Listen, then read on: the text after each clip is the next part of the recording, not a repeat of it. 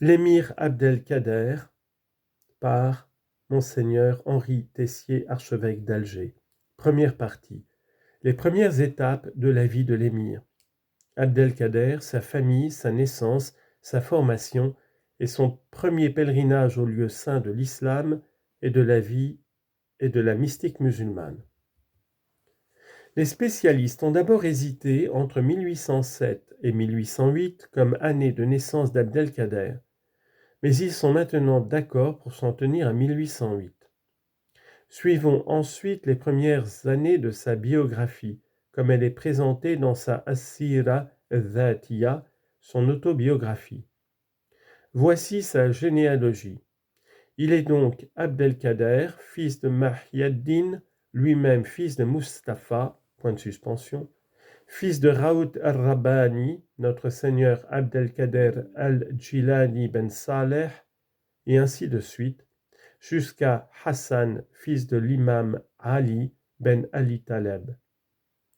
Il naquit à l'extrémité de la plaine d'Arris, à une étape de Mascara, lieu où résidait son père, qui le tenait de son grand-père, qui s'y installa au XIIIe siècle de l'Hégire.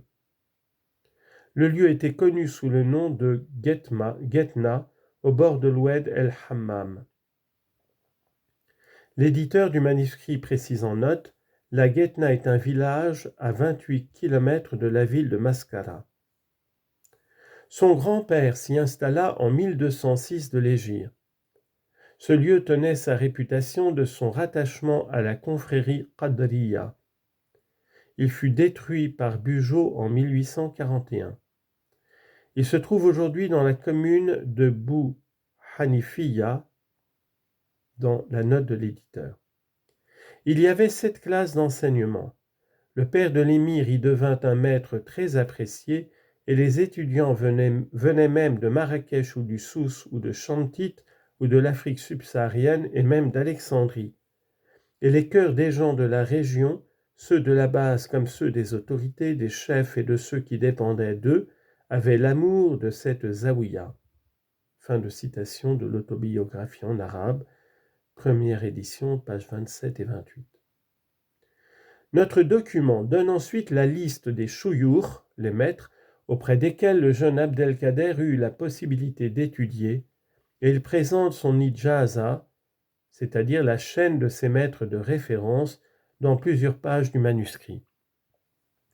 Abdelkader fut par la suite envoyé à Oran pour y poursuivre ses études, mais il y fut déçu par le mode de vie qu'il découvrit dans cette ville. Il passa aussi 1 an de formation à Arzo avec le Qadi Ahmad ben Tahar, personnalité religieuse estimée dans la région. Dans le même temps, Muhyiddin, son père, comprit que sa notoriété personnelle faisait de l'ombre à Hassan, le bey d'Oran. Il décida alors de partir en pèlerinage au lieu saint de l'islam. Une foule de volontaires de son entourage aurait voulu le suivre. Mais ce déplacement en force fut mal vu par le bey d'Oran, et c'est pourquoi il le retint auprès de lui à Oran pendant quelque temps. Après cette première tentative, Muhyiddin et son fils purent partir en pèlerinage de 1825 à 1827, mais dans la discrétion et sans repasser par Mascara. Abdelkader allait entrer dans une autre étape de sa formation et de sa vie qu'il nous faut maintenant présenter, car elle aura des conséquences sur son itinéraire. Pour rejoindre ce qu'il a vécu à ce moment-là, reprenons comme guide ce qu'il en dit lui-même dans son autobiographie. Citation: notre arrivée à Tunis eut lieu le 1er jour du Ramadan, le 27e jour après notre départ. Le 6e jour après notre arrivée à Alexandrie, nous arrivâmes au Caire et nous trouvâmes Mohammed Saïd el-Effendi qui nous attendait, assez loin de chez lui, et nous conduisit à sa maison. Nous y restâmes 12 jours, nous et tous nos compagnons, prenant chez lui nos repas à midi et le soir. Et nous avons rencontré chez lui nombre de ulama et de responsables.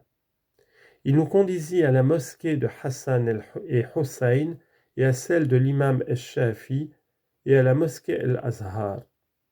Et nous avons aussi rencontré chez lui le shir Ali el-Mili et le Cheikh El Faraj, et le Cheikh Mohammed Ben Lamine, et beaucoup d'autres.